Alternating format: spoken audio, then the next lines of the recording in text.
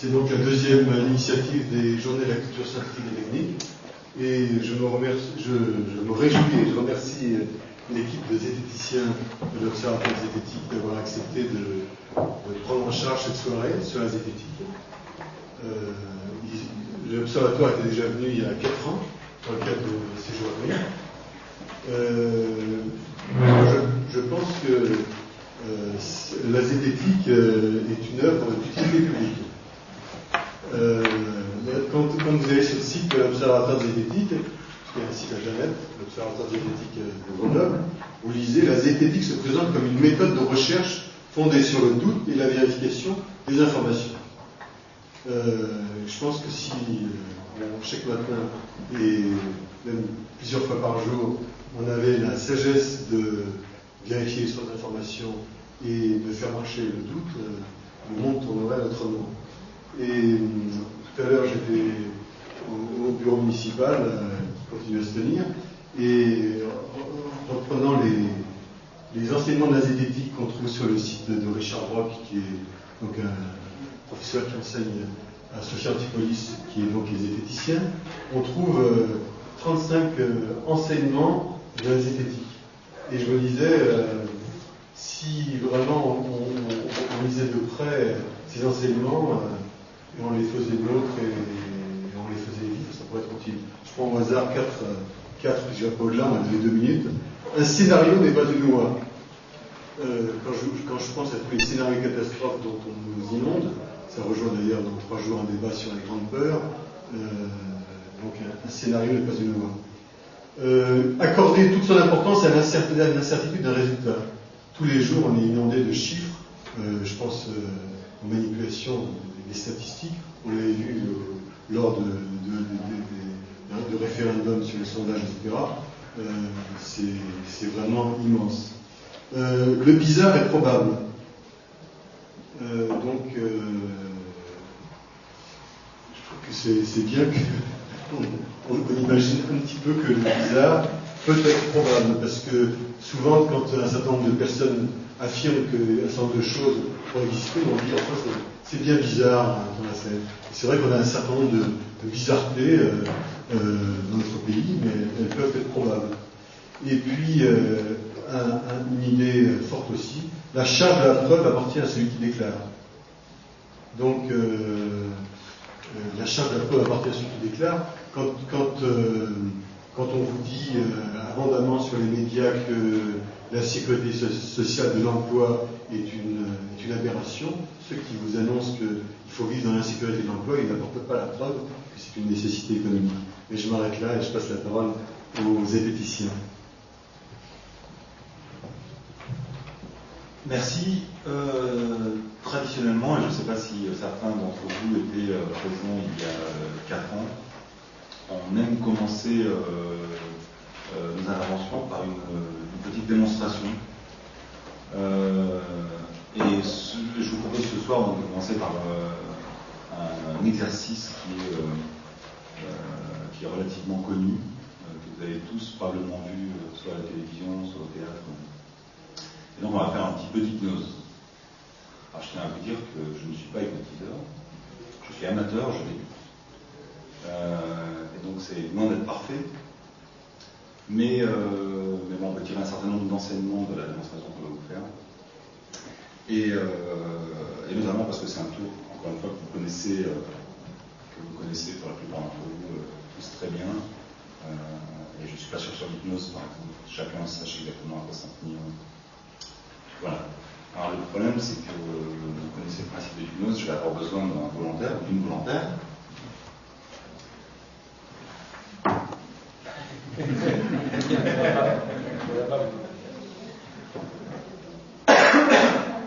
a besoin d'aucune prédisposition particulière. Sinon après c'est comme avec Colomb. On désigne. Ah, on a un monsieur volontaire.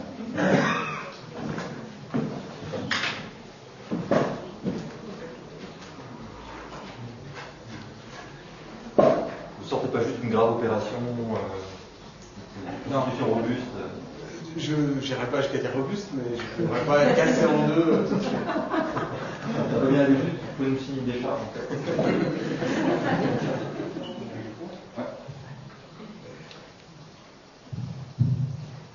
Alors c'est très simple. Tu peux écarter un peu, je pense. À partir de maintenant, vous allez faire tout ce que je vous dis. Et seulement ce que je vous dis. D'accord? Un chèque à l'ordre de...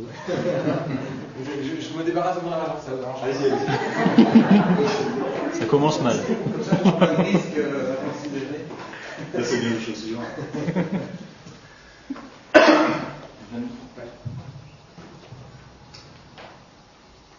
Donc vous allez faire tout ce que je vous dis. Vous n'allez regarder que mes yeux et vous n'écouterez que ma voix. Je vais compter jusqu'à 3. Et à 3, vous serez raide. Raide comme une barre de fer, tellement raide qu'on ne pourra plus vous plier. Attention, je compte 1. Vous allez rapprocher vos pieds. Vous allez serrer le plus possible. Vous serrez vos pieds le plus possible. Je compte 2. Vous allez serrer les poings. Vous allez relever la tête. Vous allez vous cambrer. Vous allez tirer avec vos poings vers le bas. Vous allez relever la tête. Vous n'écoutez que ma voix. Vous ne regardez que mes yeux. Je compte 3. Attention, vous ne bougez plus. Vous êtes raide. Raide comme une barre de fer. Comme une barre de fer qu'on ne peut plus plier. Vous ne bougez plus. Vous êtes raide. Et à présent, vous allez fermer les yeux, mettre la tête en arrière et vous restez raide. Vous ne bougez plus. On va vous pencher. Ne vous inquiétez pas. Vous restez raide. Raide comme une barre de fer.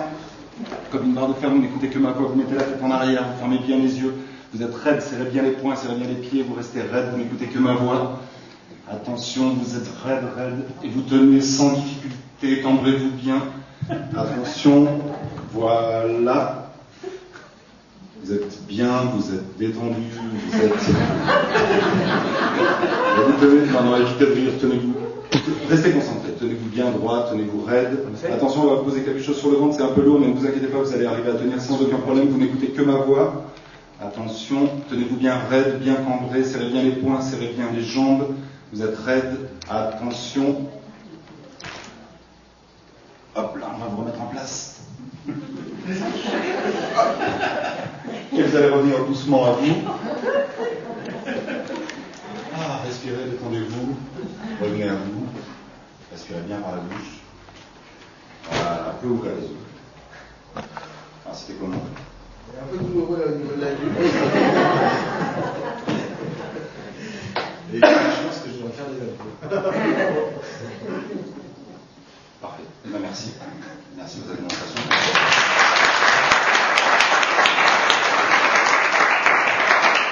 Donc c'est un tour probablement que vous avez déjà vu à la télévision. Vous savez que si la personne n'est pas hypnotisée, ça ne fonctionne pas évidemment. Vous savez ça? Non.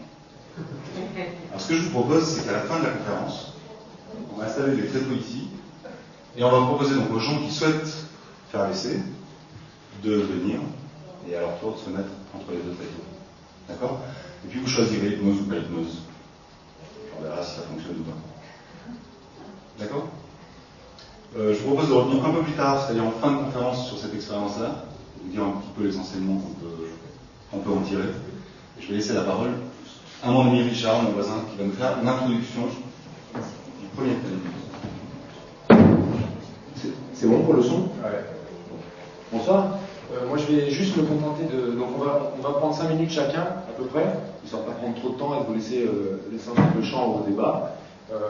Moi je vais juste prendre les 5 minutes qui me sont imparties pour essayer de définir quelques termes dont on aura certainement besoin pour avoir un débat propice. Et je me disais que ça valait peut-être le coup de préciser un petit peu ce qu'on entendait par science, parce que derrière la zététique, en fait, on va parler de science. Et le terme de science est souvent utilisé sous différentes acceptions, différents sens du mot science. Et notamment, on peut en distinguer 4. Il y en a qu'un qui va nous intéresser pour ce soir ici. Donc, grosso modo, les quatre sens courants, on parle souvent de science comme groupe social, des gens qui pratiquent la science et qui en font leur métier. On parle de science comme cumul de connaissances, aussi tout le corpus des données qu'on a pu édicter sur le monde depuis le début des textes scientifiques. Et puis, il y a aussi la science telle qu'elle est vue par les gens qui ne font pas partie de la sphère, qui la voient de loin et qui sont souvent critiques ou qui fantasment dessus à cause de loin. Et le quatrième science, c'est celui qui nous intéresse, c'est la démarche scientifique. Et peut-être que ça vaut peut-être le coup de juste dire que la science, comme démarche, ne sert qu'à expliquer ce qui, dans le monde, marche. Qu'est-ce qui, dans les événements et dans les phénomènes qui nous entourent, fonctionne, comment ça fonctionne, et est-ce qu'on peut les reproduire. Et nous, on se contente à ça, c'est-à-dire qu'on ne va pas défendre la science comme groupe social, on va défendre la science comme vision fantasmagorique du dehors. On va juste défendre cette démarche-là. Cette démarche-là, c'est en gros celle qui consiste à faire des recettes de cuisine, et des recettes de cuisine qui fonctionnent et des gâteaux qui sont bons. On a une recette, on l'applique, et on sait que si on refait exactement le même protocole que ce qui est écrit, on aura un résultat attendu, fiable, avec peut-être un quartier, comme disait Edouard tout à l'heure. Donc, ça, c'est le mot science tel qu'on va l'entendre. La démarche, la méthodologie scientifique. Alors, la zététique, pourquoi le mot zététique? La zététique, en fait, la définition formelle, comme l'a dit Edouard tout à l'heure, c'est la démarche scientifique appliquée aux phénomènes dits paranormaux ou extraordinaires, aux théories un peu étranges, à toutes les choses un peu fantasmagoriques qui peuvent nous arriver. Et donc c'est un mot qui est assez vieux, je ne vais peut-être pas faire l'historique là, mais on pourra y revenir si vous me posez la question. C'est un mot qui est multimillénaire, enfin qui a plus de 1000 ans. Et pourquoi on utilise ce mot-là et pas méthode scientifique? C'est parce que les champs sur lesquels s'exerce cette science, cette démarche scientifique, sont des champs qui sont souvent tellement affectivement marqués, on touche tellement au niveau des croyances des gens qu'on est obligé de prendre certaines pincettes, d'utiliser certains outils qui sont un peu différents, et notamment prendre en compte le fait que les gens adhèrent, ou les gens se retrouvent avoir des intérêts à tenir à cette croyance qui ne sont pas de l'ordre de la science en tant que telle, et c'est plutôt de l'ordre du sentiment, ou de l'envie de croire, de la foi parfois. Alors, donc, parfois on nous dit la zététique, c'est une méthode d'investigation des croyances. Alors c'est pas tout à fait le cas, parce que le mot croyance n'est pas très pratique en soi. Nous on a tendance à distinguer ce qu'on appelle croyance comme acte de foi, c'est-à-dire tout ce qui est la croyance en Dieu par exemple, et ça la science n'a rien à dire là-dessus. On n'a pas besoin de preuves pour pas avoir une quantité au-dessus de nous qui pourrait de temps en temps nous donner des pistes ou donner un sens à nos vies. Par contre, on se penche souvent en zététique plutôt sur ce qu'on appelle les remports d'adhésion. Qu'est-ce qui fait que quelque chose va remporter votre adhésion et que vous allez donner une certaine appétence, une certaine soif vis-à-vis de ce domaine-là, de la théorie en question. Et c'est sur ça qu'on se penche. Donc on ne traitera pas du tout de Dieu ou en zététique, on ne se penche pas du tout sur ces concepts-là. Par contre, en zététique, on se penche sur des grands champs et on a coutume de distinguer 3 grands champs. Il y a le surnaturel, c'est-à-dire tout ce qui est les pouvoirs un peu extraordinaires qu'on peut développer et qui sont peut-être pas décrits par la science actuelle, ce genre de choses. Vous avez tout ce qui peut venir de l'extérieur, ça va des ovnis d'origine extraterrestre jusqu'au poltergeist, vous savez, ces bruits qu'on entend dans les murs qui seraient déclenchés par des gens qui se projetteraient sur la matière. Vous avez tout le champ on y reviendra un peu sur tout le champ des mancies, par exemple. On dit mancies, c'est tout ce qui est méthode divinatoire, soit pour dire des choses sur vous, sur votre caractère, sur qui vous êtes, ou pour donner du sens à vos actes, soit pour vous donner des pistes sur l'avenir, qu'est-ce que l'avenir vous réserve. Donc là, il y a des techniques comme ça qui sont développées, et souvent on nous dit qu'elles marchent. À partir du moment où on dit qu'elles marchent, on est dans le champ de la science, et c'est là où la science peut se pencher, est-ce qu'il y a vraiment une efficacité à ça, est-ce que c'est fiable, et c'est fiable à quoi, à quel degré, et à combien on peut investir dedans en termes d'argent, d'affect et de sensibilité. Et puis le troisième champ, c'est le champ qu'on qualifie des médecines dites alternatives, qui seraient des alternatives à la médecine qu'on qualifie souvent d'officielle. C'est une manière un peu rapide d'ailleurs de créer un champ de médecine dite officielle, donc on va y revenir peut-être.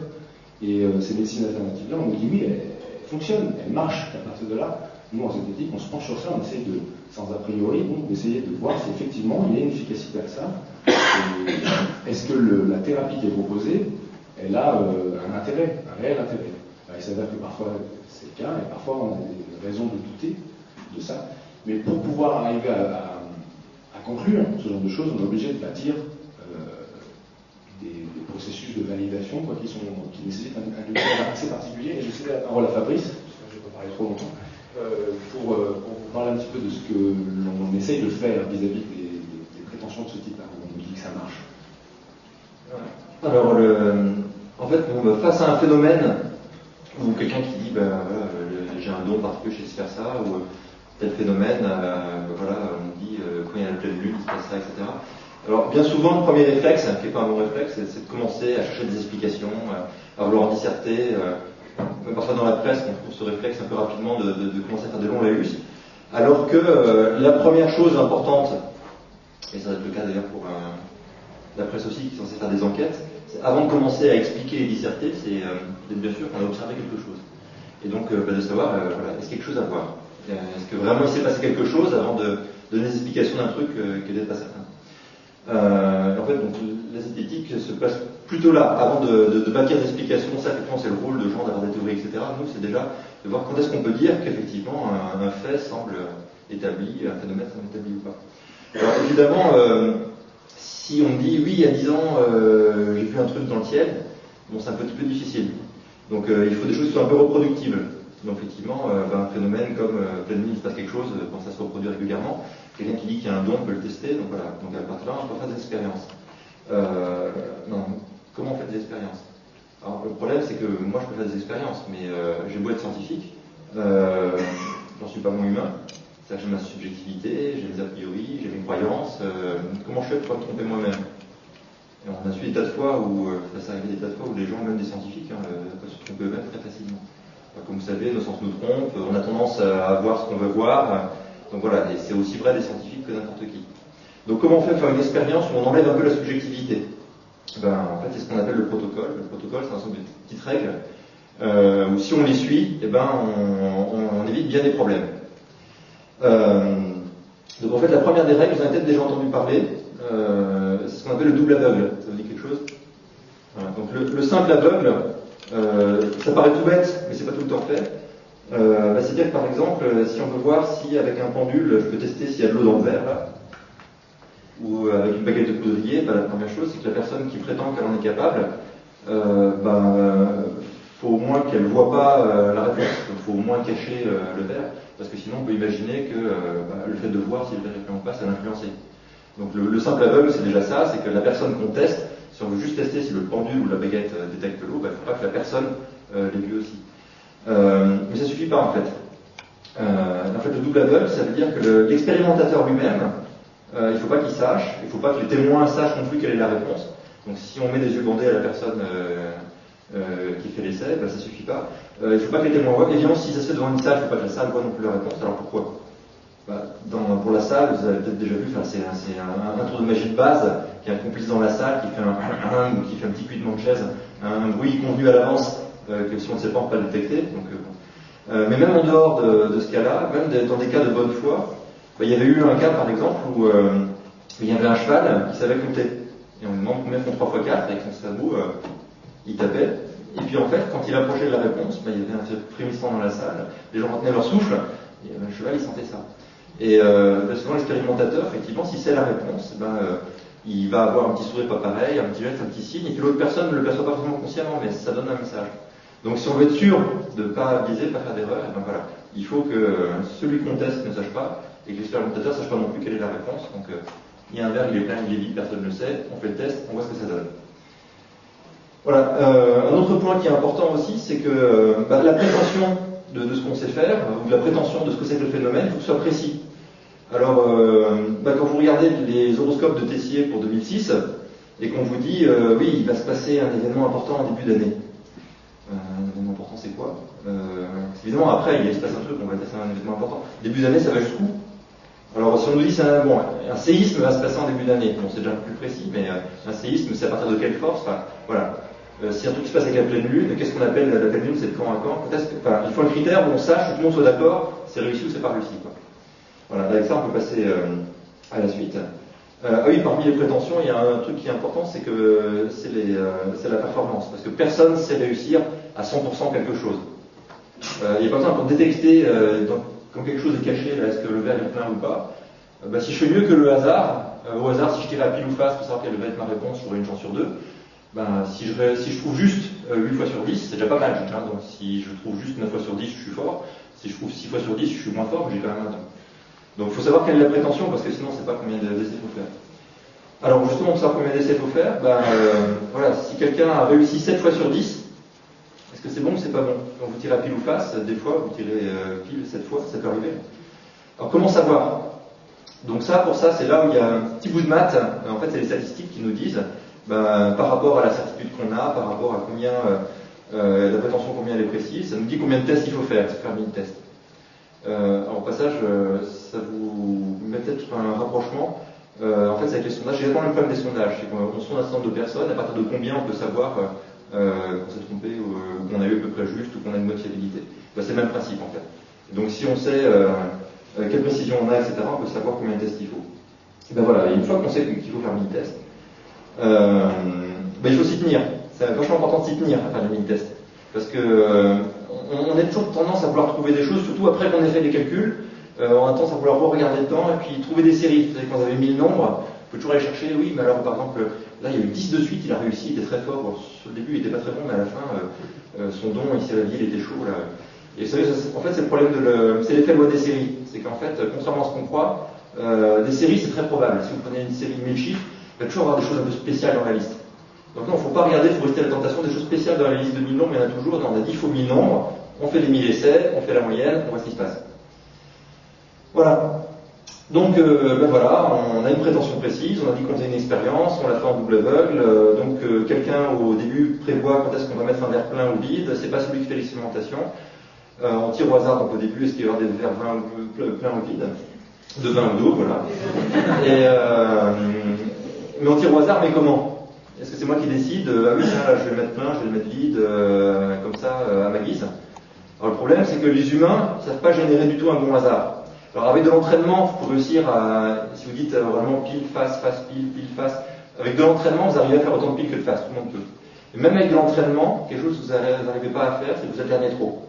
Donc contrairement à ce qu'on croit, ça nous étonne toujours la loi des séries. En fait, les séries, c'est ultra probable. On n'en met jamais assez. Et le problème, c'est que si c'est moi, au pif, qui décide, bon, je mets le verre, je mets pas le verre, je mets de l'eau, je mets pas de l'eau, etc., je vais alterner trop. Sans le savoir, je génère une liste qui est un peu biaisée. En toute bonne foi, la personne va s'attendre à plus d'alternance. Et sans le faire exprès, on fait un hasard pipé. Et il n'y a pas longtemps, il y a des scientifiques qui ont cru pouvoir montrer que, faire l'expérience qu'on pouvait sentir que quelqu'un nous regardait dans le dos. Et c'était juste parce que le hasard était mal fait comme ça. Donc ce qu'il faut faire, ce qu'on appelle c'est randomiser. Le nombre, il ne faut pas qu'il soit fait par un humain. Donc comment on fait?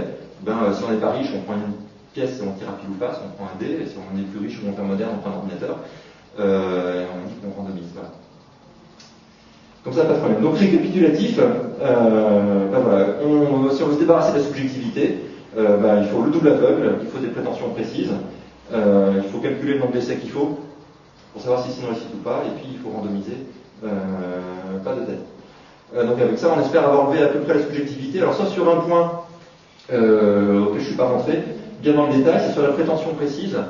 Il ne suffit pas en fait d'avoir quelque chose de précis, il faut que ce soit quelque chose qui soit mesurable, soit objectif. Le problème, c'est qu'on est souvent tenté d'avoir une validation subjective. C'est-à-dire que par exemple, pour un médicament, une validation subjective, ce serait dire je me sens mieux. C'est pas un bon test pour un médicament, il faut quelque chose de plus objectif que ça.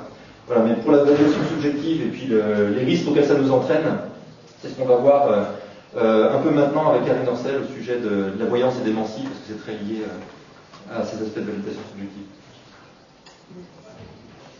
Oui, donc on est souvent bluffé par tous ces voyants, tous ces astrologues qui paraissent nous révéler avec une grande justesse notre passé, notre présent et même parfois notre avenir, alors qu'ils ne nous connaissent pas, qu'ils ne nous ont jamais vus, et on se dit toujours, mais pourtant j'ai rien dit, ils ont trouvé. En fait, nous on appelle ça le call reading. Call reading, ça veut dire lecture à froid en anglais. On appelle ça call reading parce que le voyant n'a aucune connaissance préalable sur le consultant, c'est-à-dire sur la personne qui va venir le voir. Comme on va le voir, le call reading n'a rien d'extraordinaire ou paranormal, ça se base juste sur 4 points que j'ai choisi d'illustrer par 4 exemples. Donc imaginons, je vais chez mon voyant, j'arrive, j'ai les os tout rongés, je suis pas bien, j'ai les yeux cernés, j'ai les cheveux plats. Forcément, mon voyant va me dire « je vois que vous êtes dans une période de stress intense, une période trouble. » Et donc là, tout simplement, ça se base sur l'observation. Le voyant est un fin observateur, il va voir les réactions, comme en ce moment, le voyant verra que je suis très stressée, ça va pas de mal. Sinon, il va se baser sur l'âge du sujet. Quand on a 20 ans, on a plus de chances d'aller en boîte de nuit quand on en a 60. Il n'y a rien de difficile. Ou sinon, ça va être sur des hochements de tête. Quand je vous parle, vous avez tous des petits mouvements. Vous bougez, vous hochez la tête, vous êtes d'accord ou pas. Sur ses vêtements, sur son milieu social. Enfin, il y a plein de choses qui peuvent guider le voyant à votre insu et parfois même lui-même à son insu. Il ne se rend pas forcément compte qu'il est guidé par l'observation. Autre chose aussi chez les voyants qui arrivent parfois d'entendre, c'est des discours comme, je vous en fais un petit bout bref, mais je sens que vous avez besoin d'être aimé, je sens comme ça que vous accordez beaucoup d'importance à ce que les autres pensent de vous-même, et en même temps, je vous sens très critique. Au fond de vous-même, vous êtes assez dur envers vous, c'est difficile, vous aimez être avec les gens, mais vous avez parfois besoin de vous retrouver seul. Bon, tous ces discours un peu nébuleux, un peu imprécis, c'est ce qu'on appelle nous en zététique l'effet puits. Alors l'effet puits parce que c'est profond, mais pas profond d'une profondeur d'esprit, mais profond parce que c'est vide en fait. Donc c'est un discours qui correspond un petit peu à tout le monde, et où tout le monde peut se reconnaître dedans, et moins c'est précis, et plus on se reconnaît. Alors autre chose qui est assez sympa aussi, c'est quand le voyant va vous dire « Ah, je vois que vous aimez beaucoup l'art et vous cultivez. » Ah bah oui, je vais pas dire non, oui, j'aime l'art et le cultiver, alors ça fait 2 ans que j'ai pas mis les pieds dans un musée. Mais c'est difficile pour soi-même de reconnaître qu'on n'aime pas l'art, de se cultiver. Et donc c'est ce dont Fabrice parlait quand il parlait de validation subjective. C'est-à-dire en psychologie, la validation subjective part du principe qu'on a tendance à reconnaître comme vrai tout ce qu'on nous dit, qui nous fait plaisir, qui flatte notre ego, qui correspond un peu à un désir, un vœu. Et ceci plus en fonction de la réalité subjective, c'est-à-dire que je ne suis pas allée dans un musée depuis 2 ans, ou alors de la précision des infos. C'est-à-dire vous aimez cultiver, ça veut rien dire. Est-ce que j'aime lire, est-ce que j'aime aller au cinéma. Enfin, le 4e point, c'est quelque chose qui marche énormément dans la voyance, c'est-à-dire l'état d'esprit dans lequel on est avant. Imaginons un individu qui croit vraiment au pouvoir de divination des tarots. Depuis très longtemps, il a ça dans la tête, les tarots ça marche. Un de ses amis lui a dit « Écoute, je vais te présenter le meilleur voyant de la région, il se plante jamais, il est super fort. » L'individu y va, le voyant le prend 50, 60, 70 €, il le fait revenir plusieurs fois, il lui dit « J'ai fait des choses à distance, dans des enveloppes. » Et puis l'individu, qu'est-ce qui se passe? Il constate que le voyant s'est planté. Donc là, il y a un phénomène qui fait que notre individu va réagir de 2 façons.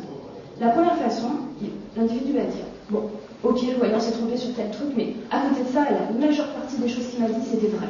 Franchement, bon, il a fait quelques petites erreurs, mais surtout, je t'assure, il a vraiment dit des choses qui étaient vraies, pas de souci. Et puis, sur ces erreurs, bon, peut-être qu'il était pas en forme, ou peut-être que moi, j'étais pas un bon récepteur, j'étais pas un bon canaliseur de l'énergie cosmique, ou je ne sais pas quoi.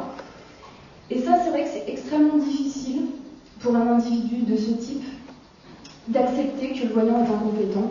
Parce qu'en fait, ça fait appel à ce qu'on appelle en psychologie la dissonance cognitive.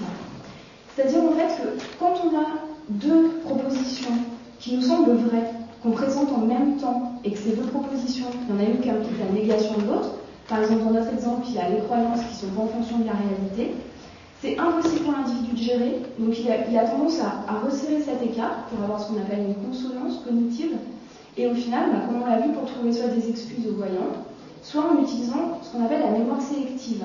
C'est peut-être un terme que vous avez entendu. La mémoire sélective, c'est-à-dire qu'on a tendance involontairement à se souvenir plutôt dans notre exemple des réflexes du voyant et à minimiser ses échecs. En conclusion, ce que je veux donc dire, c'est qu'en réalité, c'est pas tellement l'efficacité du voyant ou de l'astrologue qui est important, c'est surtout la façon dont la personne qui vient consulter interprète, réagit à ce qu'il voit et ce qu'il entend de la part du voyant, donc ce qu'il interprète et qu'il réagit dans le moment présent, et aussi dans l'après-coup, 1 semaine après, 1 an après. Donc, et aussi, il y a des choses que je n'ai pas eu le temps de développer, mais ce qui est aussi important, je pense, c'est tous les phénomènes de mystification dont on parle en zététique, c'est-à-dire tout ce qui est la théâtralisation, la confiance qu'un voyant un astrologue peut induire de la part d'un sujet, tous les phénomènes de mise en scène, pratiquement de manipulation par un décor. Voilà. Je vais conclure cette intervention en parlant un peu de... On est très très attaché, nous, au sein de l'Observatoire zététique, à l'expérimentation, justement, et la place du protocole expérimental. Enfin, vous l'avez probablement noté dans une intervention. Mais on ne fait pas qu'en parler, évidemment. On essaie autant que possible de tester, de mettre nos connaissances à l'épreuve du feu un peu. Et on aime travailler en particulier avec des praticiens, avec des gens qui sont effectivement très fortement impliqués dans ces champs-là. On a testé un magnétiseur, par exemple, ça a fait l'objet d'une publication. Je vais vous parler d'un travail sur lequel on est en ce moment et qui concerne un radiesthésiste. C'est un radiesthésiste qui est plutôt célèbre, qui s'appelle Jean-Louis Crozier, qui, je ne sais pas si certains d'entre vous en ont entendu parler, il a écrit plusieurs bouquins, et il est installé en Ardèche. Et Jean-Louis Crozier est très intéressant, notamment pour les journalistes, et c'est pour ça, en partie, qu'on en a beaucoup entendu parler, parce que depuis le premier jour où il pratique la radiesthésie avec son pendule, il note tout ce qu'il fait et les résultats qu'il obtient, selon des paramètres qui sont les siens. Sa spécialité à lui, c'est la recherche de personnes disparues. donc avec son pendule, sur plomb, sur une carte, très souvent sur des cartes au 25 millième, des cartes hygiènes, on en a beaucoup par ici, dans les montagnes. Et donc sur une carte, il recherche la personne disparue. Il a recherché environ 1300 personnes en une quarantaine d'années. Et il en a retrouvé autour de, je ne sais plus, 300. Dans ces eaux-là, c'est vraiment un ordre d'idée que je vous donne. Mais c'est quelqu'un qui note tout. Il note tout, il note le nom de la personne, il note la date, il note... Alors quand je dis c'est selon ces paramètres, c'est parce que dans les discussions qu'on a eues avec Jean-Luc Rosier, on s'est rendu compte que par exemple, il y avait une certaine précision qui s'accordait, c'est-à-dire qu'il indiquait un point sur la carte et il considérait que si la personne était retrouvée dans un rayon qui était au-delà de 500 mètres du point qu'il a indiqué, alors il considérait que c'était un échec. Dans le rayon de 500 mètres, c'était un succès. Le truc, c'est que dans la très grande majorité des cas, on ne retrouve pas la personne. Et donc à ce moment-là, j'étais curieux de savoir si lui considérait ça comme un échec ou comme un succès. Alors pour lui, un échec, c'est quand la personne est retrouvée, mais qu'elle n'est pas dans ce rayon-là. Quand la personne n'est pas retrouvée, il considère qu'on ne sait pas. Quand la personne est retrouvée dans le rayon de 500 mètres, à ce moment-là, il considère que c'est un succès. Alors on pourrait penser que c'est relativement précis comme façon de fonctionner. Mais même en étant précis à 500 mètres, on peut avoir sur les 500 cas des performances qui sont complètement, qui ne sont pas comparables. C'est-à-dire entre un enfant de 4 ans qui est perdu depuis 20 minutes. Ses parents arrivent chez Jean-Luc Rosier en disant vite, aidez-moi. Il y a relativement peu de chances qu'il soit à 150 km de la maison. Entre ça et retrouver une personne qui a 25 ans, qui a disparu depuis 3 mois et qui retrouve sur une carte à 600 km de son domicile, voilà, on constate que la performance évidemment n'est pas la même. Vous avez des exemples par exemple de Jean, il disait bon c'est facile, quand les gens se noient dans le Rhône, je les retrouve au barrage. Voilà. Donc ça c'est lui-même reconnaît qu'effectivement il n'y a pas, toutes les expériences ne sont pas comparables et tous les succès ne sont pas comparables.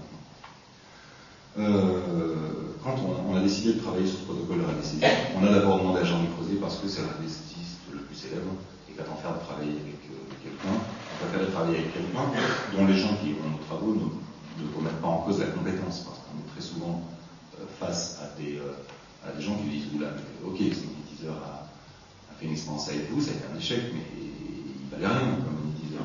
Moi j'en connais un très bon. Et donc on a essayé de travailler avec Jean-Luc Rosier parce qu'il est vraiment très célèbre, très reconnu dans le milieu de l'anesthésiste. Alors je vais vous parler du protocole très rapidement. Ce qu'on a mis en place avec Jean-Luc Rosier, c'est la chose suivante. On va promener quelqu'un en voiture dans une zone qui est donc une carte, on va lui remettre, et on va le promener sur des points très précis qu'on a repérés à l'avance. Donc on a repéré sur la carte une quarantaine de points. On a numéroté de 1 à 40 par exemple. Et puis autour de ces points, on a réalisé un cercle qui représente le rayon de 500 mètres qui est sa précision. Et puis voilà, on se retrouve dans un cadre de double aveugle, c'est-à-dire que la voiture qui va promener la personne perdue ignore avant de partir à quel point elle devra se rendre. Jean-Luc Rosier ignore évidemment l'endroit où se rend la voiture, il n'y a pas de communication entre les deux équipes. Les différents points sur lesquels on va se rendre, la séquence, disons, des déplacements d'un point à l'autre est déterminée par le hasard, donc il y a une randomisation. Et puis on va essayer de faire un certain nombre d'essais suffisants pour que le résultat ait un peu de valeur. Sachant que la prétention de Jean-Luc Rosier, donc, c'est pas 100% de réussite, c'est pas 80%, c'est un peu plus de 20%. C'est-à-dire que plus d'une fois sur 5, il retrouve la personne dans un rayon de 500 mètres. Enfin, la personne est retrouvée dans un rayon de 500 mètres autour du point qu'il a indiqué. Voilà. Excusez-moi, est-ce qu'on a un repère, c'est 20% par rapport à la recherche de la police, par exemple? Il est meilleur que la police ou... Parce que dans l'absolu, moi, 20%, ça ne me dit rien. Alors, meilleur que la police, ça veut dire quoi? C'est pareil, les performances de la police aussi sont variables. Est-ce qu'on peut le référer? Il faut savoir qu'en gros, on retrouve plus de 90% des gens qui disparaissent sont retrouvés. parce que c'est des fugues, parce que c'est des gens qui sont, quand par exemple la maladie d'Alzheimer, qui sont partis de chez eux et qu'on retrouve au stade à 2 km de là. Dans la majorité des cas, finalement, qui sont faits à la police, on retrouve les gens. Très souvent, les radiesthésistes sont mis à contribution en dernier recours. Et d'ailleurs, c'est le titre d'un de ces bouquins, c'est l'homme de la dernière chance. C'est quand vraiment on a fait le tour, qu'on a tout, les gens viennent sur la radiesthésiste en se disant pourquoi pas, on n'a rien à perdre, essayons. Donc c'est très difficile de comparer les deux performances parce que les moyens mis en œuvre, l'état d'esprit des gens, tout ça, ça diffère tellement que c'est très très difficile de. Mais en l'occurrence, 20%, c'était meilleur que de la terre. Alors ça aussi, c'est très difficile à déterminer. C'est très difficile à déterminer parce qu'encore une fois, les performances ne sont pas comparables. Alors, tout ce qu'on peut dire, nous, c'est que sur 40 points, si vous, donc à chaque essai, d'accord, on va déplacer la personne sur un des 40 points, à chaque essai, on a une chance sur 40 de trouver la personne. Donc la performance du hasard, entre guillemets, c'est-à-dire si on tire au hasard un chiffre entre 1 et 40, la probabilité qu'on a de trouver sur l'endroit sur lequel se trouve effectivement la personne, ça c'est quelque chose qu'on sait calculer. D'accord? Et donc la performance de Jean-Luc Rosier, on va la comparer à deux choses. On va la comparer à un taux de performance allégué, c'est-à-dire est-ce qu'effectivement une fois sur 5 il va trouver, mais on va surtout la comparer par rapport à la performance du hasard. C'est-à-dire si moi j'avais mis un chiffre, un emplacement au hasard comme ça, en tirant complètement au hasard avec, j'en sais rien, des dés, est-ce que j'aurais fait une performance supérieure, égale, comparable ou inférieure à la sienne? Alors ce protocole, on ne l'a pas encore déroulé avec Jean-Luc Rosier, il est prêt. Par contre, on l'a testé avec un radiesthésiste à Grenoble qui est venu nous voir lors d'une réunion, sur un essai seulement. Et pour des questions de facilité, on a pris 36 points en fait. Pourquoi? Parce qu'on a tiré l'emplacement au hasard avec un dé. Donc les points étaient numérotés avec 2 départs. Donc les points étaient numérotés de 11, 12, 13, 14, 15, 16, 21, 22, 23, et qu'on pourrait ainsi jusqu'à 61, 62, 63, 64, 65, 66. Donc on jetait le premier dé, nous indiquait les dizaines, le deuxième les unités, on obtenait un numéro, ce numéro correspondait à un point sur le plan, d'accord? Et on allait perdre une personne qui avait remis sa photo au radiesthésiste au point indiqué par le hasard. Et donc le radiesthésiste a pris son pendule et a essayé de retrouver la personne. Et il n'a pas retrouvé. Alors ce qui était très intéressant dans cette expérience, c'est qu'il y avait en fait plusieurs radiesthésistes lors de cette réunion. Que la personne qui est à l'externe est allée avec un des radiesthésistes, qui lui ne doutait pas une seconde de la performance de son collègue. Pas une seconde, il était sûr et certain que ça allait fonctionner. Et donc là, je rejoins un peu autant ce qu'a dit Karine que ce qu'a pu dire Richard, mon voisin. C'est-à-dire, on s'est rendu compte à quel point il s'était investi dans le truc, évidemment. Et puis on s'est rendu compte à quel point, grâce à un protocole dont il ne remettait pas en doute la validité du tout, puisque c'était un protocole qu'on avait discuté ensemble, qu'on a mis en place ensemble avec les radiesthésistes, on s'est rendu compte que donc il n'y a pas du tout l'habitude de cet exercice-là, et que face à cet échec, il y avait énormément de mal à gérer. Ils se demandaient vraiment ce qui se passait. Ils ont passé une nuit blanche à réfléchir à une explication possible à cet échec-là. Et donc on se retrouve un peu dans ce phénomène de dissonance cognitive dont parlait Karine tout à l'heure. C'est-à-dire on se retrouve à chercher autant que possible, à faire matcher, à faire correspondre cet échec à la théorie, par tous les moyens. Il y a juste une chose qu'on n'a pas dit, et que je tenais à dire. On a fait plusieurs expériences, une expérience avec le magnétiseur, et on s'est rendu compte très rapidement que les gens avec qui on travaillait, même des gens très sûrs d'eux, très sûrs de leur performance et tout, vivaient parfois très mal en fait, le résultat de l'expérience. Et nous, on est sincèrement intéressés par ce qu'on fait, et le but du jeu, c'est pas de détruire la croyance de ces gens, qui ont souvent investi une grosse partie de leur vie dedans, donc au risque qu'ils se retrouvent complètement démunis, c'est absolument pas le but du jeu. Et donc on est attaché à tout un tas de notions qui vont bien au-delà de la méthode expérimentale scientifique, on va dire. On est attaché au respect de la personne, c'est-à-dire qu'on l'écoute, on n'est pas moqueur, on est attaché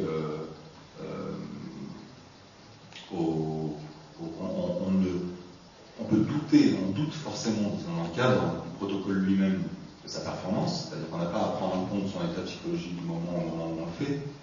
Et à partir du moment où il nous assure qu'il est dans des conditions psychologiques qui lui permettent de réaliser la performance qui est la sienne, dans le cadre de l'expérience elle-même, du protocole, ça rentre en compte. Par contre, autour, c'est lors de l'accueil, et puis après qu'on ait validé les résultats de l'expérience, on essaie autant que possible de rester courtois, sympa, et que les choses se passent bien. Et quand l'investissement de la personne est vraiment trop fort, on essaie même d'éviter tout simplement de travailler avec, parce que parfois le risque est très très important. Je prends un seul exemple et puis je vais m'arrêter là. Je ne sais pas si vous avez déjà entendu parler de TCI, transcommunication instrumentale, c'est ça. Donc c'est ces gens qui discutent avec leurs défunts, ou qui pensent les avoir enregistrés sur une bande magnétique, ou retrouver leur visage sur leur téléviseur quand vous savez, quand il y a la neige sur le téléviseur. On a des gens comme ça qui discutent depuis des années avec leur fille de 14 ans disparue. Face à ces gens-là, c'est très très difficile de faire un travail dont on peut être fier.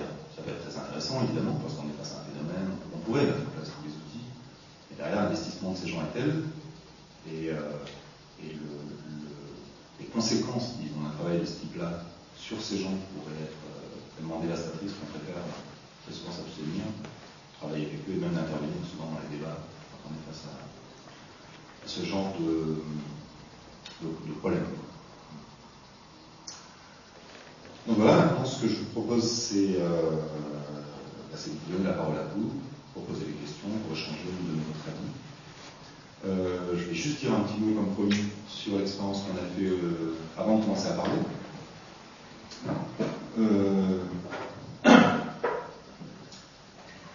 Donc il y a vraiment aucun danger, encore une fois, tout le monde peut le faire. Et je vous engage uniquement à le faire à la fin. Il faut savoir qu'en fait, ce système-là, le système de la personne posée sur le tréteau, repose sur un principe physique, que vraiment chacun peut le faire. Ce principe physique, il est que dans la position où vous vous mettez sur le tréteau, votre colonne vertébrale décrit un arc, en fait, une espèce de pont. Donc la force sur votre colonne, si vous êtes bien cambré, est répartie sur le tréteau, et à ce moment-là, vous pouvez effectivement porter des poids très lourds.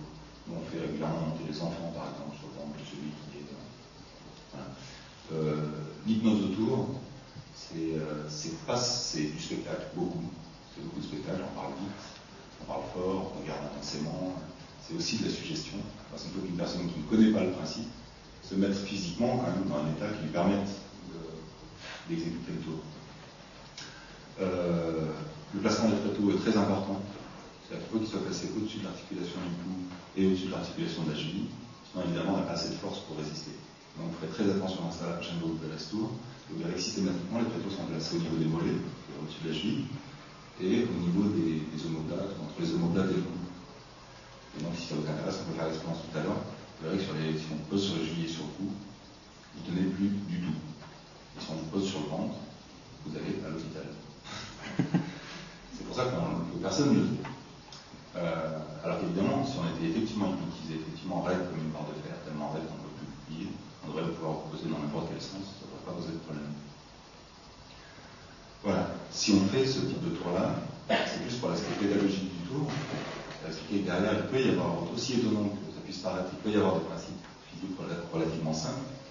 Et c'est en aucun cas une moquerie vis-à-vis de l'hypnose, qui est souvent un spectacle très sympa à regarder. Nous, on adore, ça ne nous empêche pas, on n'est pas des wizards de rêve, d'abord parce qu'on aime rêver nous, et parce qu'on est les premiers à rêver et à vouloir connaître les tours quand on voit ce type de spectacle-là. Voilà, je vous remercie. Ouais, il y a du souffle.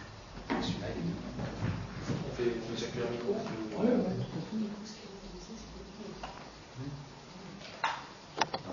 Il est mieux celui-là, on entend correctement.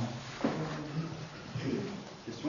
Juste par rapport à ce que vous venez de démontrer là, sur les personnes qui restent raides, qui peuvent tenir très droitement sur le tréteau, ce qui fait des réductions que les livres de manière tout à fait intéressante.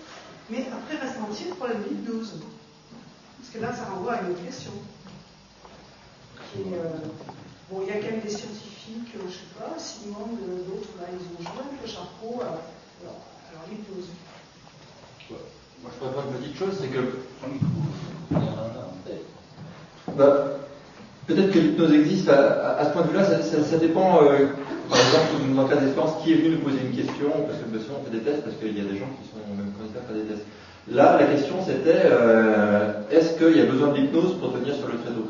Peut-être que l'hypnose existe, etc. Pour cette expérience, on peut montrer que l'hypnose n'est pas nécessaire pour tenir sur le tréteau. Donc maintenant, si quelqu'un vient en disant, oui, mais par l'hypnose, je peux faire telle autre chose.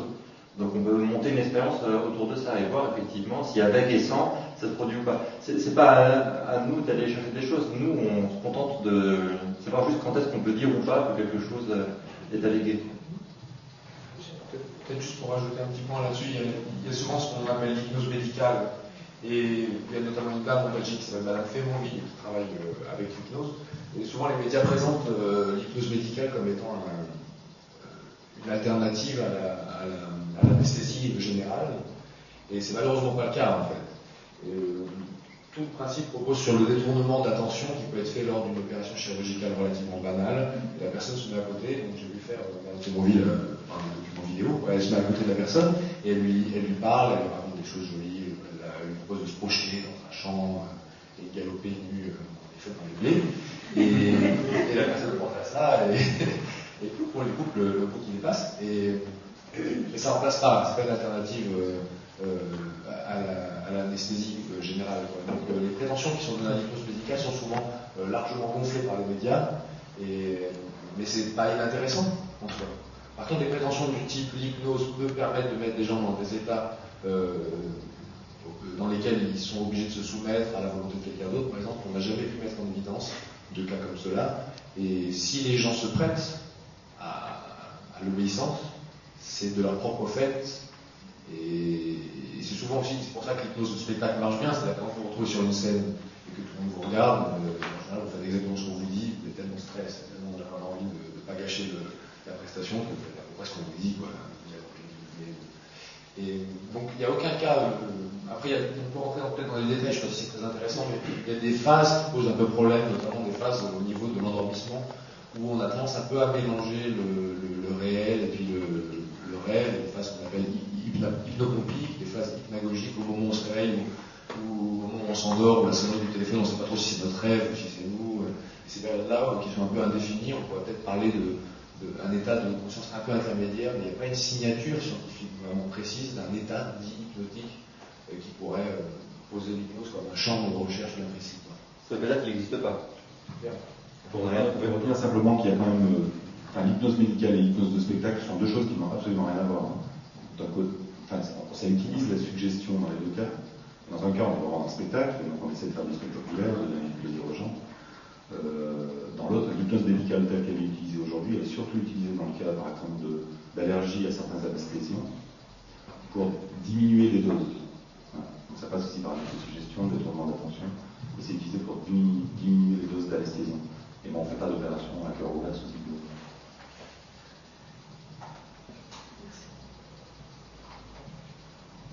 Ça rappelle l'accouchement sans douleur des années 50 et 60. C'était intéressant parce que, parlons pas d'hypnose, le mot n'était pas du tout employé, mais les femmes qui ont accouché, témoins, vous êtes non, qui a pratiqué ça, et donc ça l'effet était réel, c'est-à-dire qu'elle travaillait la respiration, elle travaillait les muscles par un certain nombre de séances, et puis lors de l'accouchement, il y avait, une mise en scène, je ne suis pas gentil en disant ça, mais c'était pas comme ça que c'était appelé, mais c'était ça, et finalement, il y avait un résultat, enfin voilà ce que je veux dire, hein, c'est tout. Et là, c'est un peu détournement, c'est le mot qu'on vient pas non plus, c'est pas un détournement, c'est plutôt un entraînement, c'est plutôt c'est un faciliteur, etc. Voilà, c'était une simple observation. Mais c'est très bien, je crois que c'est un vrai progrès. Enfin, il y a eu, je crois que ça a été pour un certain nombre. Oui. Et puis pour un certain nombre de femmes, je crois que ça a été une vraie aide. J'ai eu 2 accouchements qui ont été parfaits. 20 minutes.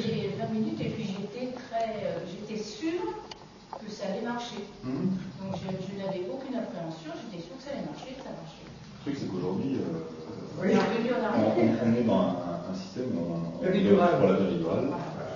Ça marche pour avoir tout le monde. Et on fait l'économie des 10 ou 15 séances de préparation à l'accouchement. C'est vrai, alors, l'efficacité est incomparable, d'accord, sur la péridurale, on perd des gens. Évidemment, il y a. Mais bon, c'est pas, à l'époque, on n'avait pas de péridurale. C'était clairement un progrès. J'avais peut-être des dispositions quand même. Ah, il y a ça aussi. Ouais.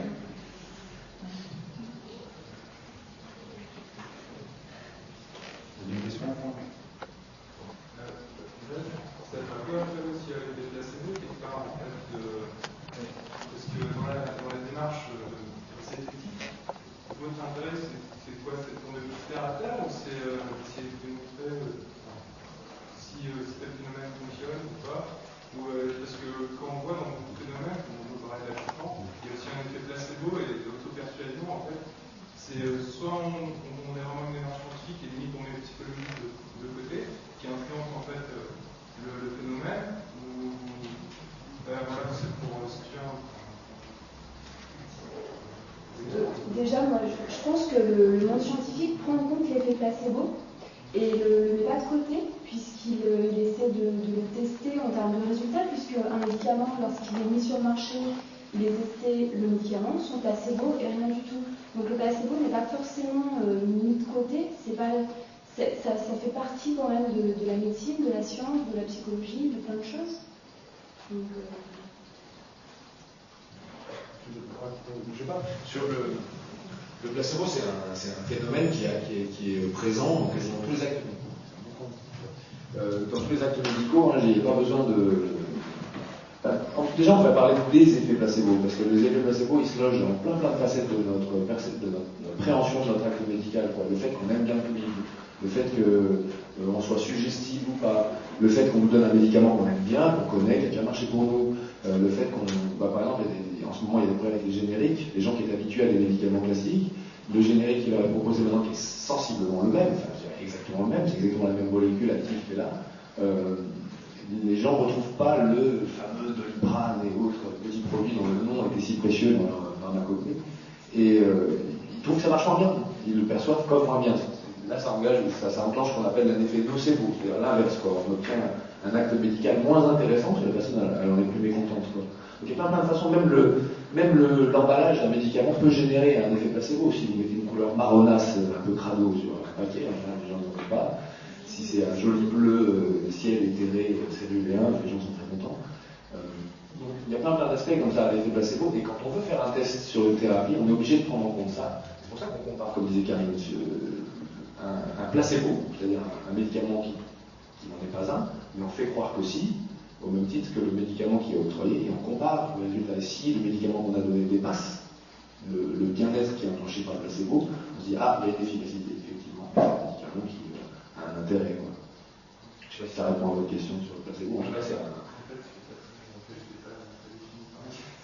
Non, en fait, c'est aussi. C'est pas les casseurs de rêve, mais quelque part, c'est vouloir aussi être terre à terre. En parlant de performance, en analysant n'importe quel phénomène, c'est aussi ramener tout le monde un peu dans un imaginaire, en fait, dans sa réalité, personnellement. Et en fait, ramener tout avec sa réalité, c'est aussi une démarche qui est un peu casseur de rêve.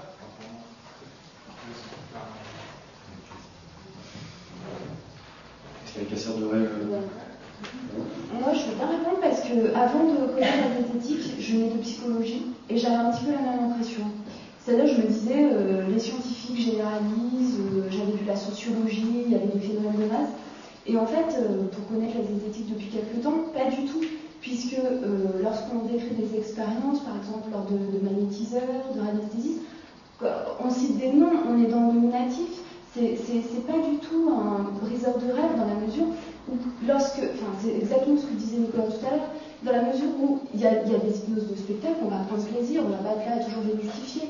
Mais lorsque quelqu'un peut être potentiellement, je vais peut-être employer un autre fort, mais peut-être potentiellement dangereux, là je pense qu'il y a une utilité publique à démystifier. Après c'est sûr qu'on ne va pas dire à nos enfants, mais tu sais le Père Noël n'existe pas, parce que c'est toute la différence qu'il y a entre les zététiciens et les scientistes bornés qui sont dans leur truc.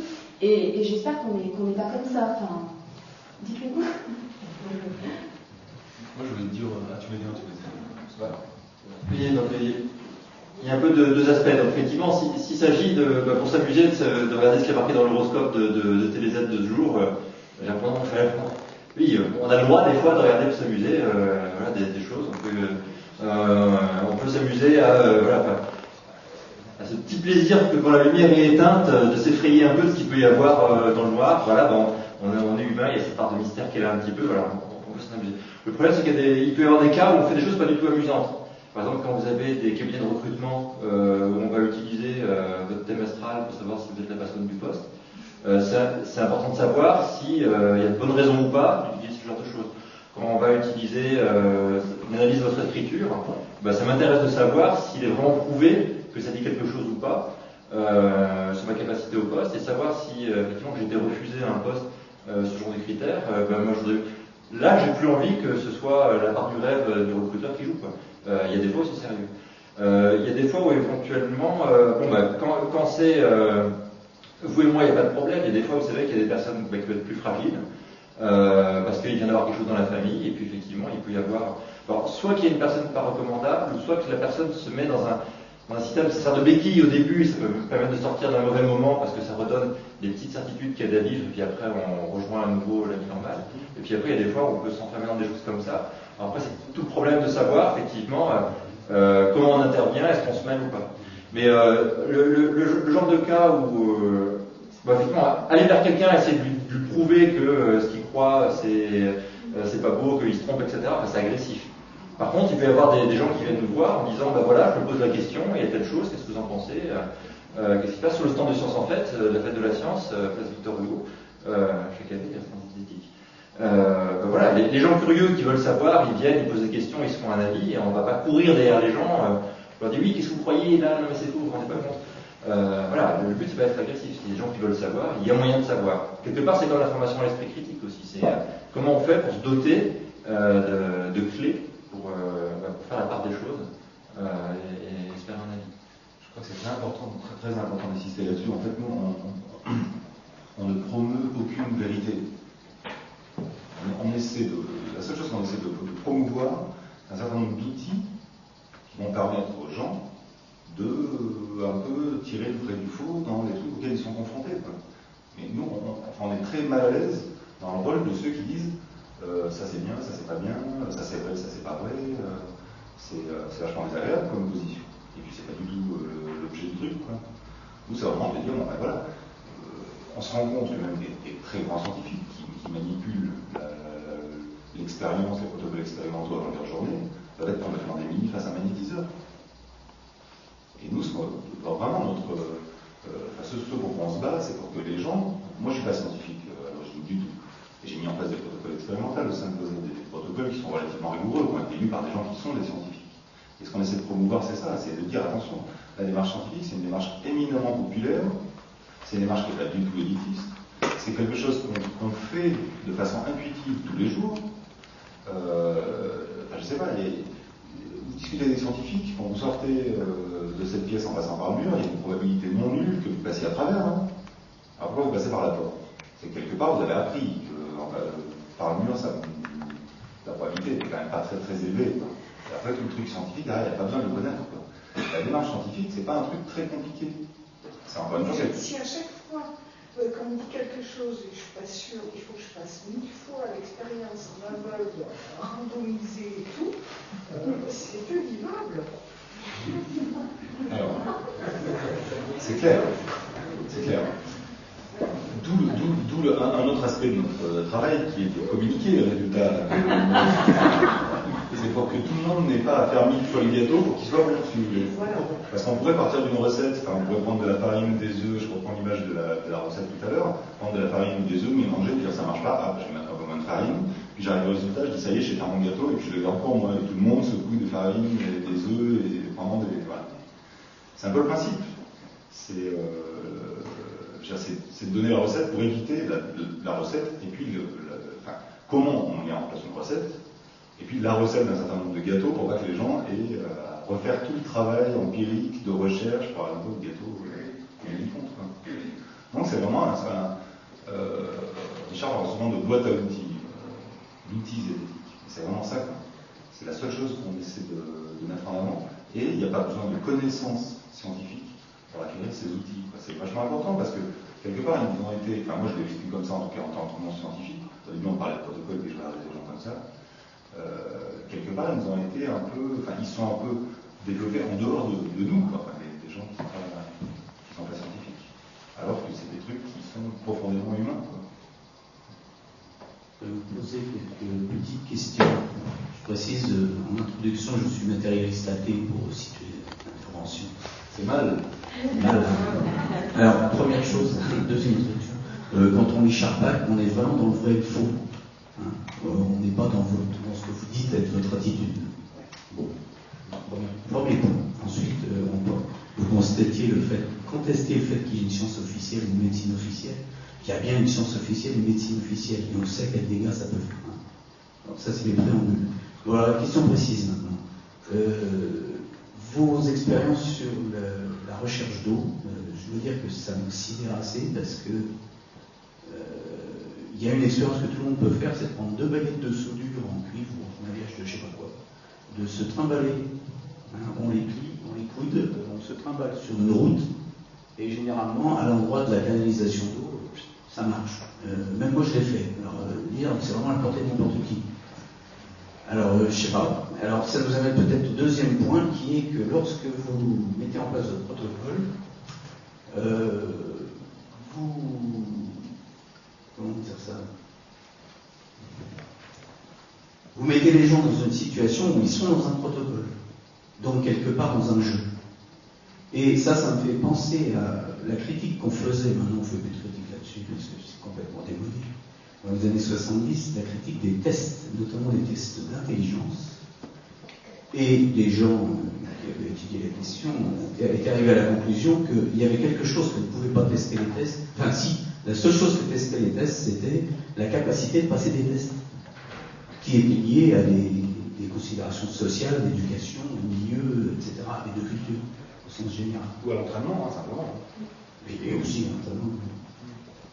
Et le troisième point, j'ai oublié, mais ça me reviendra. Peut-être pour donner deux pistes sur le début des questions. Je vous avoue que Charpak, je ne suis pas un lecteur je n'apprécie pas spécialement ses postures, notamment à la télévision. C'est typiquement ce qu'on essaie d'éviter. C'est-à-dire qu'il a un discours qui est peut-être complètement sensé, la forme que ça prend. Et la hargne qu'il met, et la soif qu'il a à défendre des réalités. Enfin, nous, l'objectif, c'est de donner la possibilité des gens de faire des choix en connaissance de cause. Lui, il impose son choix. C'est un peu sa méthode à lui. On n'est pas très fan. Je suis plus fan de ce que peut faire Henri Brock, du labellonisme, et de la co-signation du Barry Charpak, et ça s'est un peu ressenti, parce que ça sont fait des livres qui sont un peu difficiles enfin, qui prêchent aux convertis, quoi, je trouve. Donc, je suis pas très fan, je pense que c'est un peu pareil. Donc je ne sais pas que c'est pas trop notre tasse de thé. Sur la notion de science officielle ou de médecine officielle, moi je trouve que c'est une notion très dangereuse d'utiliser ce syntagme-là, ce terme-là, parce qu'il n'y a pas de... Si vous voulez, la seule validité qui peut être donnée à un champ scientifique ou à un champ médical, c'est son efficacité. Et quand la description, je sais pas, d'un phénomène de type magnétique, il est bien fait, bien décrit, il rentre dans ce que vous appelleriez vous la science officielle. En fait, c'est juste parce qu'il est établi et on peut reproduire. Il n'y a pas une entité au-dessus, une officine, qui dirait ça, c'est officiel. Et les seuls cas où ça s'est produit, c'est dans la Russie des années 30. Dans la Russie. Alors, dans la médecine, si vous voulez, là où c'est un débat qui est vraiment très long, je ne sais pas si on va rentrer dans les détails, juste pour donner 2-3 pistes. Souvent, en tout cas, la médecine officielle le terme est utilisé pour rejeter en bloc tout ce qui est la médecine classique. Et en général, c'est plutôt le problème social qui pose, c'est-à-dire un peu de l'accès aux soins hyper rigides qu'on peut avoir aux urgences, où on peut rester là, squatter pendant des heures sur des brancards, parce qu'il n'y a pas assez d'infirmiers ou pas assez d'aides-soignants et tout. C'est cette forme de rejet-là que ça peut prendre. Souvent, les gens disent la médecine officielle, vraiment, puis c'est réductionniste, et puis on donne des médicaments pour soigner quelque chose, alors qu'il faut prendre la personne dans son ensemble. C'est souvent un argument qui pourrait être intéressant et qui est souvent utilisé pour légitimer d'autres choses qui, elles, le sont beaucoup moins souvent. Ce qui m'intéresse pas, c'est pas l'argument qui m'intéresse, c'est la réalité pour le coup. En fait, vous pouvez penser ça. Non, en fait, disons que Est-ce qu'il existe un ministère de la science officielle qui dit ça, c'est de la science officielle? Il y a un ministère qui est en plus sous pression. D'accord, mais c'est ça le problème. Enfin, il dirige les recherches, mais le fait qu'une théorie fonctionne ou pas, qui que soit le clergé qui pourrait décider que telle ou telle théorie est bonne, en tout cas les cailloux continuent à tomber, quoi. Il me semble que monsieur pose quand même une question juste, qui est dans un autre champ que celui de la démarche scientifique, qui est celui il y a des institutions en France. Je prends quelque chose qui n'a rien à voir avec la médecine, qui a à voir par exemple avec l'art. On a un ministère de la culture. Et il y a des processus, les sociologues y ont travaillé, il y a des processus qui légitiment d'une manière officielle, qui est reconnue parce qu'on vote aussi, je veux dire, on a tous d'autres, on participe aussi de cette modification, et qui fait qu'il y a un certain nombre d'artistes qui vont être légitimes et d'autres qui ne le seront pas. Et que les critères sont fabriqués par des instances elles-mêmes qui ont été construites et qui légitiment tout ça, et qui donnent des normes sociales. Donc il me semble que cette question-là, même si elle est utilisée dans le bagarre que je ne partage pas moi personnellement au niveau de la médecine, il y a quand même des institutions de légitimation. C'est intéressant ce que vous dites. On a parlé tout à l'heure des différentes acceptions du mot science ou du mot médecine. Et quand on parle de science officielle, évidemment qu'il y a une science officielle. Il y a une médecine officielle, on est médecin dans l'État. Et puis il y a un ordre des médecins. Et là, on est justement dans la science comme communauté de scientifiques. Ou la médecine comme communauté. Et là, évidemment, il y a une médecine officielle et puis une médecine non officielle. Quand on parle de science, on ne parle pas de la communauté des chercheurs, encore une fois, ni même d'un corpus de connaissances scientifiques. On parle de la science comme démarche. Et ça, c'est bien éloigné de ça. Et là, il n'y a pas de science officielle. Il n'y a pas une démarche, je me défie de trouver une démarche officielle, imposée, reconnue par tous, d'appréhension d'un phénomène naturel. Ça n'existe pas. Cette démarche-là, c'est une démarche qui est mise au feu tous les jours dans les expériences qui sont faites par les gens, et elle n'est imposée par personne, elle est par l'argent qui est investi dessus, canalisé par le système des thèses. On a tous appris à l'école, au lycée, la méthode hypothético-déductive. Oui. On sait très bien que ça ne fonctionne pas comme ça. C'est pas thèse, antithèse, machin, on teste la nouvelle hypothèse supplantatoire, etc. On sait très bien que c'est quand le patron part en retraite que l'hypothèse nouvelle change. D'un côté, vous parlez de méthode hypothético-déductive. On est dans un milieu social. Vous parlez de méthode hypothético-déductive, puis d'un coup vous dites le patron. Il n'y a pas de patron dans la méthode hypothético-déductive. C'est ce que je suis en train de vous dire. C'est que c'est l'autre système qui fonctionne et pas le premier. Donc vous me parlez de la science officielle comme institution, justement, comme vous dites. Effectivement, il y a des institutions officielles, mais effectivement, il y a des intérêts économiques qui font qu'il y a des champs de la recherche qui sont investis, d'autres qui ne le sont pas du tout. Et c'est vrai. Et qui influent sur les productions et même sur les pensées. Qui influent sur les productions. Pas sur leur qualité. C'est sur ça qu'on essaie de distinguer les choses. Est-ce que parce que vous avez beaucoup d'argent, vous avez un résultat qui est plus valide que le voisin qui n'en a pas? J'ai un résultat positif égal, le problème qui se pose, c'est le problème de la pertinence du travail et du résultat obtenu. C'est pas le problème du fric mis en jeu dans chacun des protocoles, on est bien d'accord. On est d'accord, il y a des points de la recherche entiers sur lesquels il n'y a personne parce qu'il n'y a pas d'argent. Ok, ça c'est un problème politique, c'est pas un problème scientifique. Sur le niveau de la science, en tant que telle, la production de la pensée, les scientifiques ne sont pas, effectivement, ce sont des êtres humains, et ils ne sont pas exclus de tous ces phénomènes. Et donc, lorsque vous mettez en place des protocoles, ils ont ces défauts-là. Ces défauts qui sont liés à un état actuel de la science. Donc c'est pour ça que j'aimerais bien plutôt que cela répondez plutôt aux questions pratiques. Sur les sourciers, par exemple.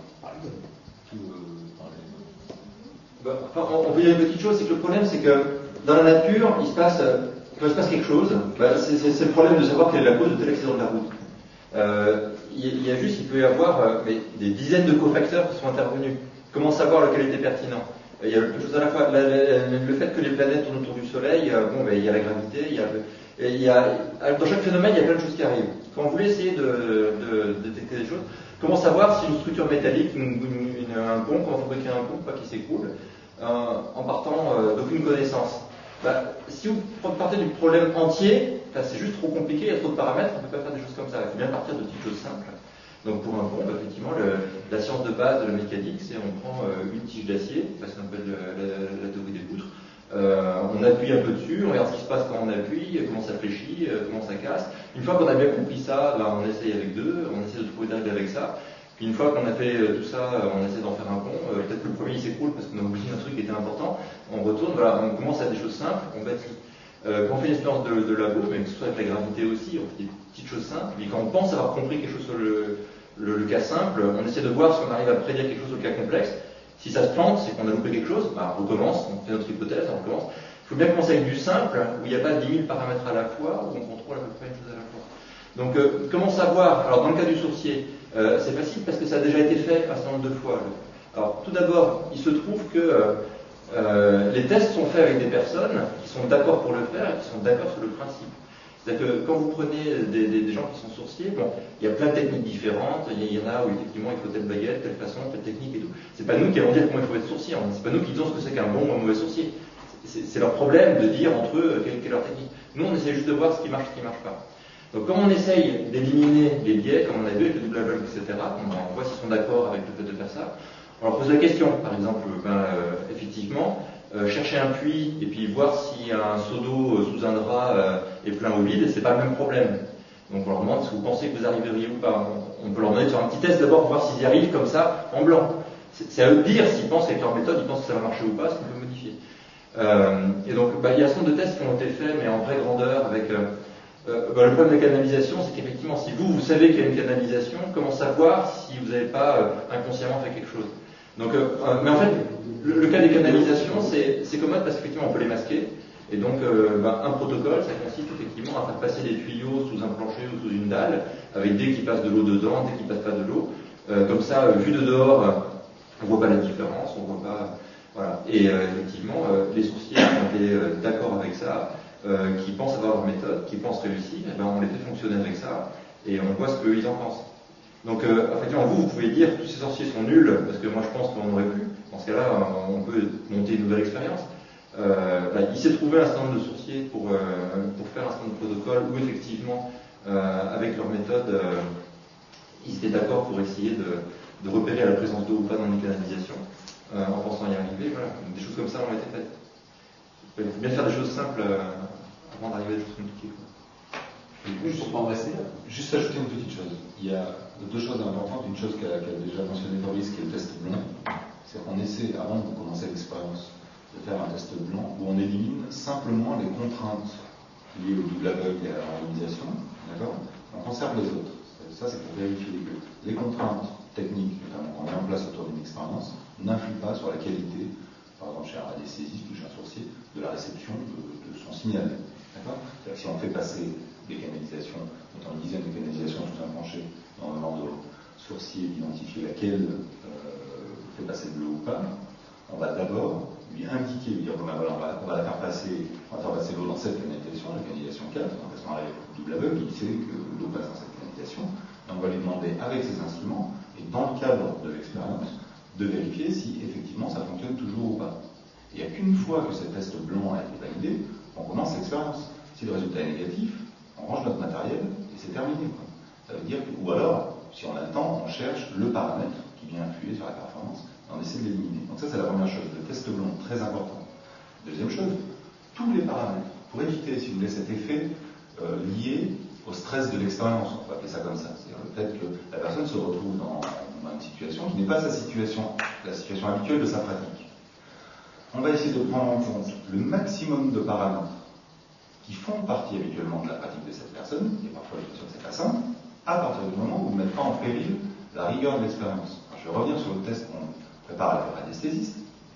Évidemment que quand on perd un zététicien dans la campagne d'une voiture et qu'on lui demande de le rechercher, on n'est pas dans la même situation que quand il a deux parents dans son bureau qui sont paniqués parce qu'ils sont sans nouvelles de leur type de 5 ans depuis 2 heures.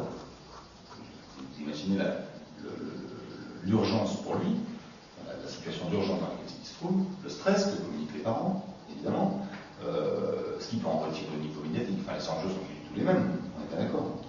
Et donc, on a pris en compte, dans le cadre de ce protocole, un certain nombre de demandes de sa part qui n'ont rien à voir avec le protocole expérimental. Simplement, elles ne mettent pas la rigueur du protocole en cause. Un exemple, il dit, vous savez, moi, habituellement, je travaille, on ne me prévient pas, quoi.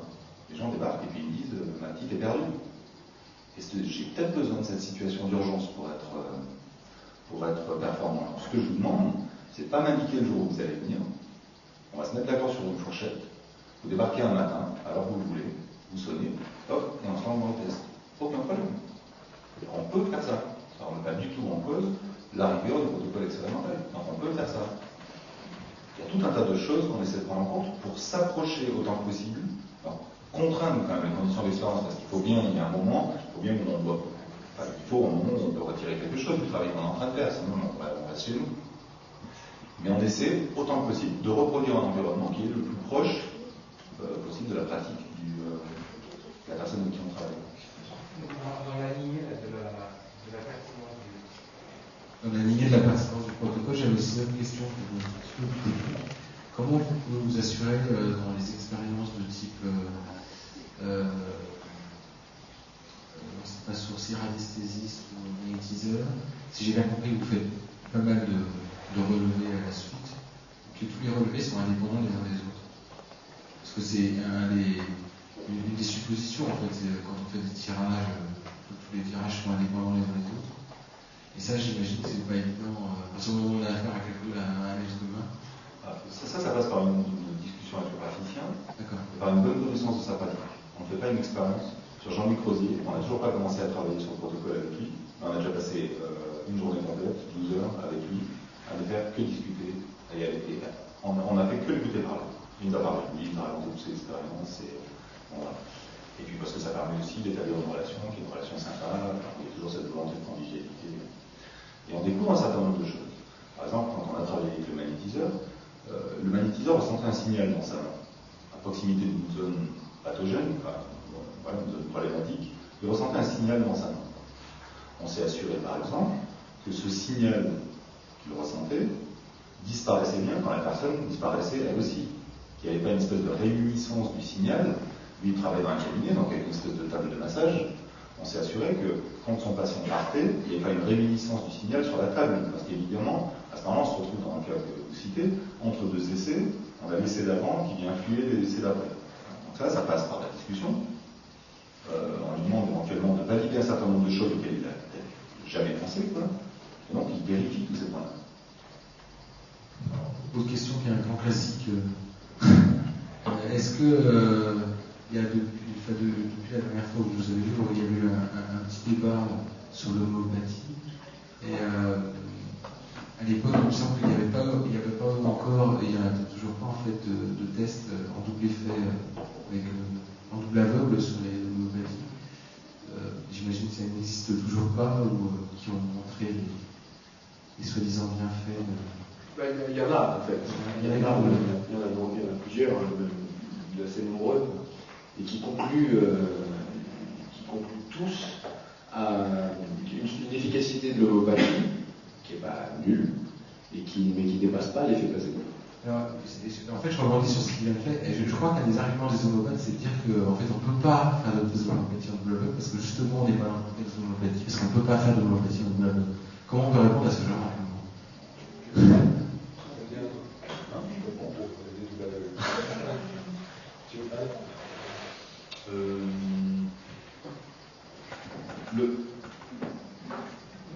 Le problème il faut savoir ce qu'on évalue, en fait, quand on travaille dans l'homéopathie. Est-ce qu'on évalue le granule en tant que tel, donc le médicament, ou est-ce qu'on évalue une pratique générale? Donc déjà dans les travaux qui sont faits, il y a des travaux où effectivement on est plus dans sociologie, on va essayer de prendre en compte l'ensemble de la consultation, qui peut être longue, et avec la prise en charge globale du patient et d'autres protocoles, on va prendre en compte l'efficacité de du granule point. Donc savoir, et il y a des études qui traitent des deux. Quand on parle de l'efficacité du médicament en tant que tel, à ce moment-là, le double aveugle fonctionne parfaitement comme n'importe quel autre médicament. Et il y a un certain nombre de cas où les allégations, disons, de Boiron, par exemple, pour parler d'un laboratoire régional, elles sont contradictoires parce qu'ils disent effectivement l'homéopathie doit prendre en charge forcément l'ensemble du patient dans le cadre d'une consultation et tout, et ne peut-on pas se prêter à une étude globale et une étude du label et tout ça. En même temps, ils font de la pub pour l'oscillococcinum à la télé, et Tagrico, Ococito-Oscillo, et c'est en vente dans les pharmacies. Il n'y a pas besoin d'une consultation. Peu importe les dilutions. Les dilutions, elles peuvent varier. Simplement, il y a un certain nombre de médicaments homéopathiques qui sont vendus et qui sont marketés en faisant l'économie de la consultation homéopathique. Donc si effectivement on ne peut plus à partir de ce moment-là juger de l'efficacité du médicament, si on fait l'économie de cette consultation homéopathique, comment on peut affirmer que ce médicament a une efficacité par ailleurs? Non. Enfin, les travaux qui sont faits là-dessus sont simples, c'est juste est-ce qu'il y a une efficacité ou pas à ce médicament. Sur l'efficacité de l'homéopathie, effectivement, il y a, dans le cadre des études de médicaments, on ne peut pas différencier l'effet spécifique du placebo. Mais quand on est dans un processus global, on passe par une consultation avec la prise en compte de tout un tas de problèmes autour de la pathologie qu'on a. Là, on a un effet placebo qui est largement optimisé. Et il est optimisé parce que il y a l'effet placebo lié à la prise du médicament, mais il y a aussi l'effet placebo lié au fait qu'on passe une heure à parler avec une personne qui vous écoute sincèrement. Il ne faut pas oublier que la médecine, un des trucs qu'il y a à retenir dans la médecine alternative, c'est qu'il y a effectivement une prise en charge du patient qui est souvent de bien meilleure qualité que quand vous rendez aux urgences. Hein. C'est clair, et les médecins en sont conscients. C'est des choses dont ils discutent. Hein. Donc voilà, sur le fait qu'on ne puisse pas faire de double aveugle sur l'homéopathie, il faut savoir de quoi on parle. Sur les médicaments, si, évidemment. Sur la pratique globale, évidemment. Chaque patient est différent, chaque médecin est différent, donc évidemment, on ne peut pas tirer de grandes généralités en disant l'homéopathie, ça ne fonctionne pas pour personne, jamais, et personne n'a jamais guéri de l'homéopathie, en utilisant en passant par chez un homéopathe. Ce serait l'aberration. Mais par contre, on peut mettre effectivement en place des protocoles qui mettent la globalité de la pratique, on va dire, homéopathique, et dans ce cas-là, on montre un effet placebo qui nous juge. C'est difficile on est obligé, quand on a une démarche de ce type-là, de prendre paramètre par paramètre. Je vous donne un exemple tout bête. On s'est aperçu que l'acupuncture marchait d'autant mieux que le médecin était gentil, et qu'elle marchait d'autant mieux que le médecin était de teint asiatique. Vous voyez, c'est des tests qu'on peut faire, on prend chaque paramètre différent. Juste pour rebondir sur le siloxynone, les dilutions sont du même type que la majorité des produits, c'est de la 200e dilution corsacovienne, pour rentrer en détail, après c'est très chiant, mais et par contre, sur il y a des choses dans la durée, c'est du 15 CH, ça n'a rien à voir. Non, siloxynone, c'est même pas des CH en fait, c'est de la corsacovienne. C'est un processus de dilution par centrifugation qui est vraiment particulier et qui est très peu fiable, contrairement à celui logiquement de gens qui font ça, mais en même temps à condition que ça évite pas peut-être aussi aux gens, ce que vous disiez tout à l'heure, de se soigner, d'avoir une autre démarche aussi peut-être qui ne soit pas uniquement de croyance. Je pense sincèrement que les gens cancéreux qui vont se promener au bois de Valin, en plus de leur chimiothérapie, c'est très positif. Oui, le bois de Valin, c'est voilà, pas de dire c'est ou l'un ou l'autre, mais la croyance fait que. Tout à fait, il n'y a pas forcément une opposition. Voilà, mais si ça leur fait du bien, mais que ça remplace pas, c'est ça vient remplacer tout le reste. Et puis je crois que c'est tellement mieux, tellement plus poétique. On fait aussi ce travail d'alerte. Hein. Ouais.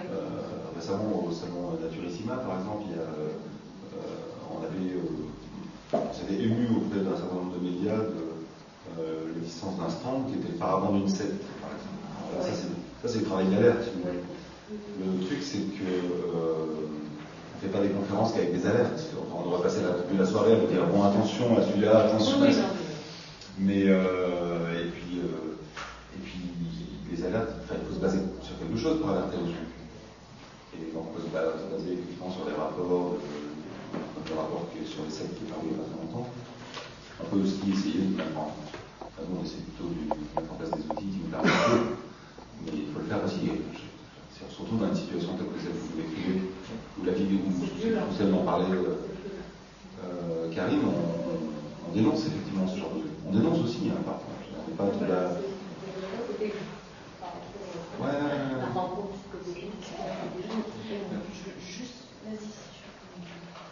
Juste sur l'aspect, effectivement, est-ce qu'il faut intervenir ou pas, est-ce qu'il faut se mêler ou pas par exemple, Jean-Luc Rosier, donc, en plus de rechercher des personnes sur plan,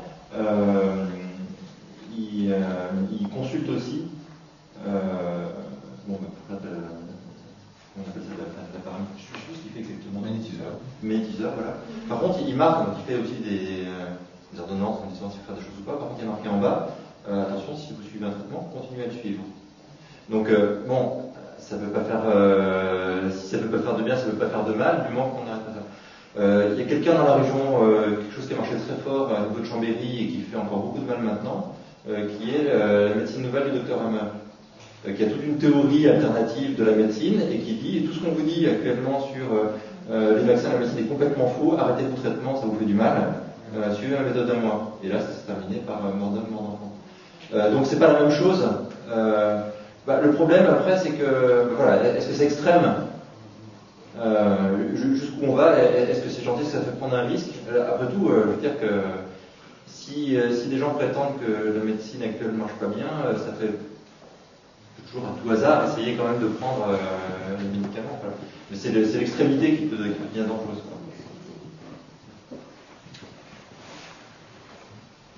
Pas de questions?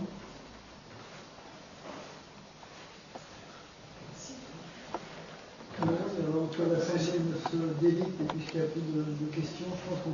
Si vous avez peut-être une petite annonce, si vous avez comme ça des phénomènes qui paraissent étranges, vous êtes témoin, si vous avez des bruits dans votre grenier qui font foufou ou crac-crac, si vous avez des bois hantés ou des bois au contraire bénéfiques, des choses comme ça, si vous avez des gens, des voisins, des amis qui ont des prétentions qui sont extraordinaires, enfin, on est prêt avec vous, avec eux, à monter des protocoles de tests, vous êtes investiguer ça de plus près, donc ça peut avoir le coup et se dire, il y a un signe intéressant. Et tous les mois, en fait, on organise le ZAC esthétique auquel certaines personnes d'entre vous, j'ai pu voir venir. Voilà, donc quand des gens ont des questions, posent des questions, peuvent venir, c'est un endroit, c'est là où on a rencontré un certain nombre de personnes avec de radiesthésistes. Donc voilà, il suffit de regarder dans le petit bulletin, voilà, ça va se calmer un peu avec l'été, mais il faudra regarder après. L'été, vous avez des lectures, je crois, qui sont disponibles, hein, c'est ça? Voilà, si vous voulez prendre un peu pour la plage et tout. Voyez, voilà. Merci beaucoup.